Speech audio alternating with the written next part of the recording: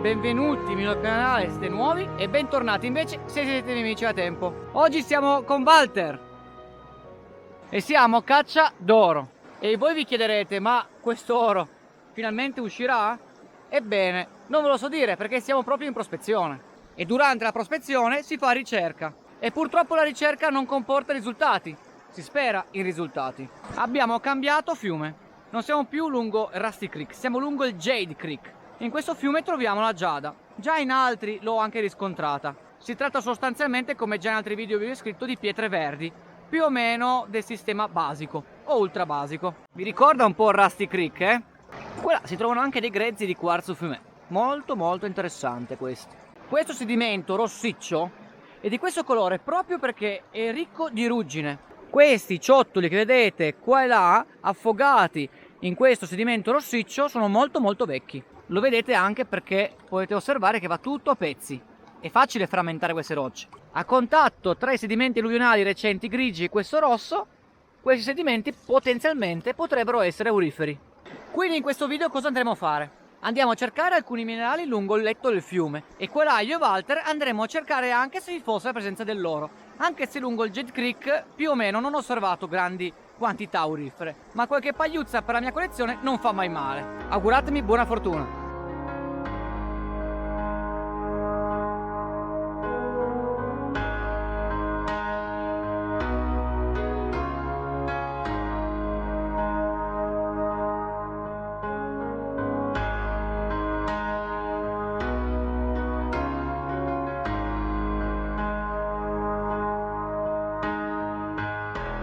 Ho trovato tra i diversi minerali una roccia molto interessante, ve la faccio vedere. Si tratta di una roccia, probabilmente una prasinite, con questi cristalli qua e là, più o meno erosi, di pirite.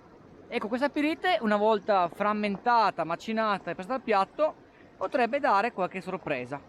Molto bella come roccia. Penso che me la porterò a casa. Tutte queste rocce qua si saranno depositate proprio a causa di quel masso dove c'è Walter. E vedete, da qua inizia questo deposito di ciottoli che va a circa per 20 metri a valle. Che cosa possiamo dedurre? Che questa roccia è talmente grande e imponente e pesante che tendenzialmente il fiume ultimamente non è riuscito a spostarla. Ed ecco perché dietro si è creato tutto questo accumulo di rocce. Vedete quindi quanto è interessante andando a camminare lungo i fiumi e quante cose potete scoprire che aiuteranno sicuramente per le vostre prospezioni in futuro.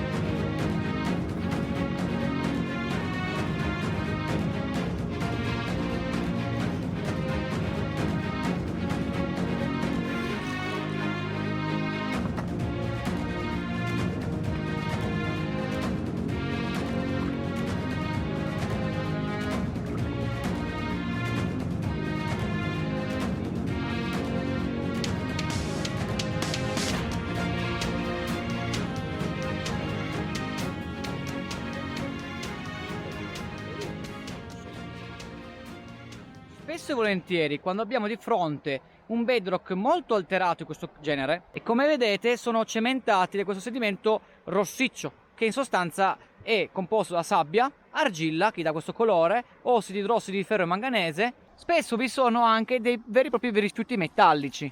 Questi rifiuti metallici, che si trovano spesso associati a questi depositi, sono ottimi indicatori della potenziale presenza anche di metalli pesanti, ma soprattutto di minerali pesanti in genere. Morale della favola: quando voi andate a fare ricerca lungo un fiume nuovo, fate sempre attenzione se trovate una situazione simile a questa. Lì converrà sicuramente approfondire la presenza di potenziale oro o altri minerali.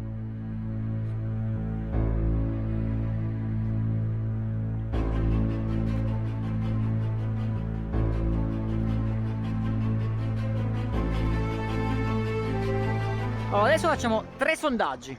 Ho un piatto molto piccolo oggi, quindi saranno dei sondaggi molto rapidi. Primo sondaggio, questa argilla rossa. Secondo sondaggio, a contatto tra il recente alluvionale e questo substrato un po' più vecchio. Terzo, all'interno dei sedimenti alluvionali recenti. Iniziamo.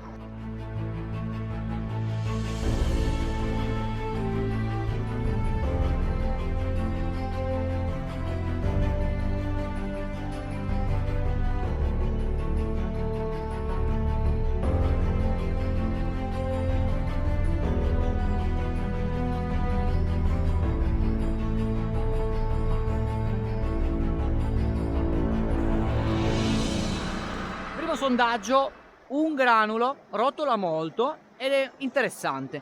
Anche il concentrato, come potete vedere, è molto granuloso.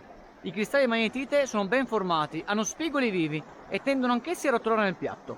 Mi fa molto stupire la quasi assenza del granato, il quale invece è molto presente all'interno del fiume. Il mio parere è che questo suolo molto antico derivi dal fiume che si immette nel Jade Creek. Faccio subito vedere. Lungo questo impluvio c'è un fiume che in questa direzione entra nel Jade Creek e guarda caso proprio qua davanti troviamo questo substrato molto argilloso, composto in buona parte da massi di micascisti e quarziti. I massi che ho trovato proprio all'inizio dell'impluvio sono composti dalla medesima litologia.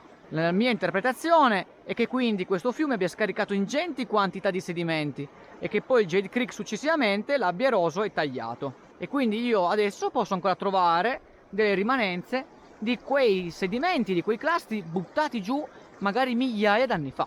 È molto interessante perché all'interno di questa argilla c'è un po' di oro. Sono però curioso perché il Jade Creek è un fiume aurifero. Se questo substrato avesse funzionato come una trappola. Con il secondo sondaggio andremo a vedere se vi fossero differenze nel concentrato aurifero e se vi fossero differenze soprattutto nella quantità di oro. Per ora siamo a una pagliuzza.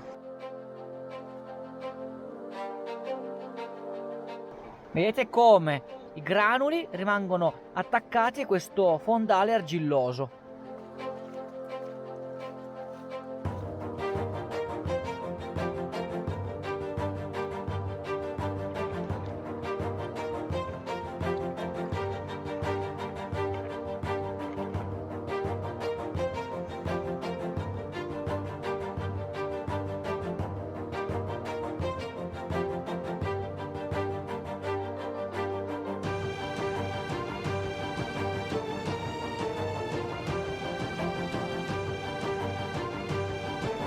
È veramente minuscola, ma c'è.